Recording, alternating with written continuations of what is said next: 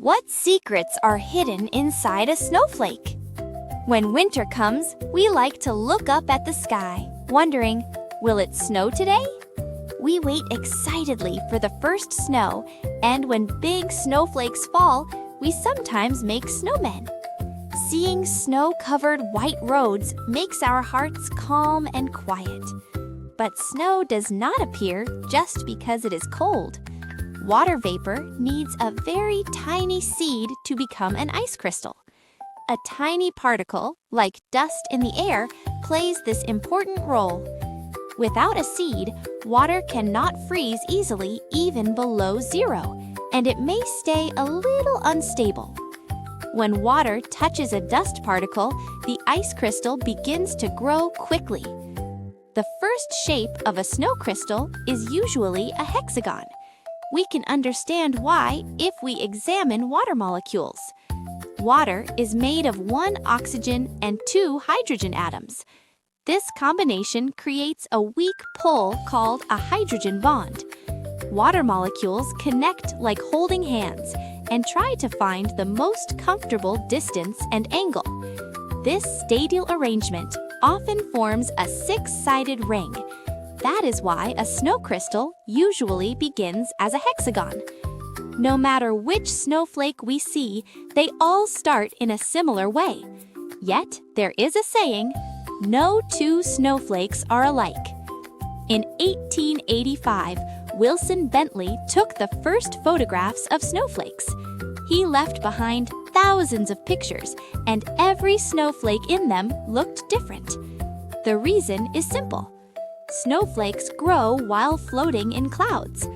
Temperature and humidity change only a little, and these small changes can affect the length and shape of the branches. They all start from the same hexagon, but their paths are different. They end up looking very different. While natural snowflakes record the conditions around them, the snowflakes created by the mathematician Koch record rules. The Koch snowflakes follow very simple rules over and over. We start with a regular triangle. We divide each side into 3 parts and add a small regular triangle in the middle. Then, we repeat the same steps on every new side.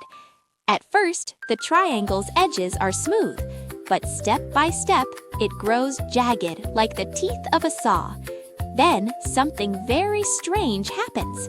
The outer edge keeps growing, and the perimeter seems to stretch on forever. But the total area stops growing after a certain point. The area is limited, but the perimeter goes on forever. No wonder mathematicians were puzzled.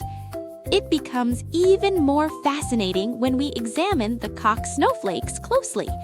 If we zoom in on a small part, it still looks like the whole snowflake. This is called self-similarity, and it is a fractal. Nature often grows this way. Coastlines, mountains, tree branches, and even lungs all show it. It may look complicated, but we can see the traces of a single rule repeated many times inside. That is why snowflakes reveal 2 things at once. One is nature's secret, the stability of the hexagon made by water molecules. The other is the mark of variation. Even the same rule can create very different shapes when conditions change. On a snowy day, when a snowflake lands on our hand, it is not only the snowflake that disappears. A rule glimmers for a moment and then vanishes too.